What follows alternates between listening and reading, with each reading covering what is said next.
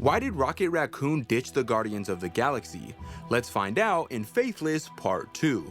Okay, so Part 1 ended with Rocket Raccoon revealing that he's basically on life support, and in Part 2 we pick up right where we left off with Moondragon using her telepathy to tell Rocket that he needs to show her what happened to him and why he left.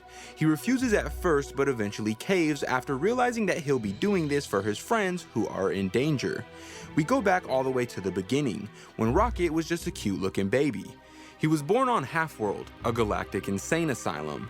He was bred to be a service animal, something soft to calm down the patients. His patient's name was Kevix, a war vet with a mouth like a sailor. Kevix liked for Rocket to sit in his lap while they watched war movies that Rocket didn't really care for. But Kevix was good to Rocket. In fact, he was the last person who was ever good to Rocket, because Rocket was soon taken away from him after the scientists left the planet because it got too rough for them.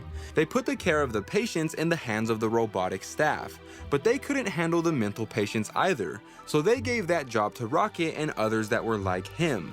He doesn't know exactly what the robots did to him, but somehow they altered his DNA and turned him into what he is today. But to him it doesn't really matter. He doesn't look back because he doesn't miss being soft.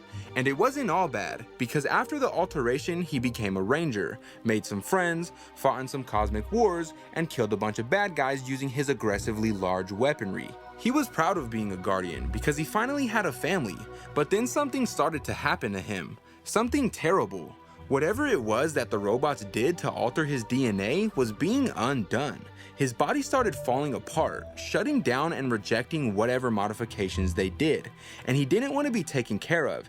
He was done being soft and unwilling to get put in a hospital where he would be forgotten like his owner Kevix. So he found one of the escape pods on the Guardian ship and left them without saying a word. After that, Rocket tries moving along with the conversation, but Gru says that they're not done and then aggressively kicks a bunch of stuff around. He tells Rocket that he feels like he doesn't know him anymore, because the Rocket he knew would have let his family help him.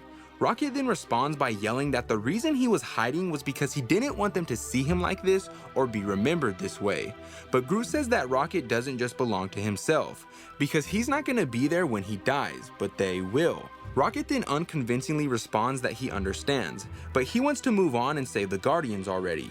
So he walks over to a room where he reveals what he'll be going in, aka a giant Gundam-like mech suit. After that, the story switches over to the Guardians, who are all under some sort of mind control except for Star-Lord, who asks his dad what he's done. His dad then responds by telling him to call him Patriarch.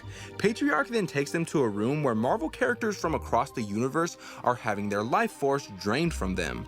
Star-Lord then asks his father why they're doing this, and his dad says it's because they each have a small amount of psychic residue that they need in order to resurrect their savior. Star-Lord is confused and doesn't know what his dad is talking about, so his dad takes him over to some sort of cocoon and says that using the life forces they have taken, they will resurrect their savior and then will kill death once and for all. Peter tries telling his father that he's being brainwashed, that this is what the Universal Church always does. They try resurrecting Adam Warlock and then they get B.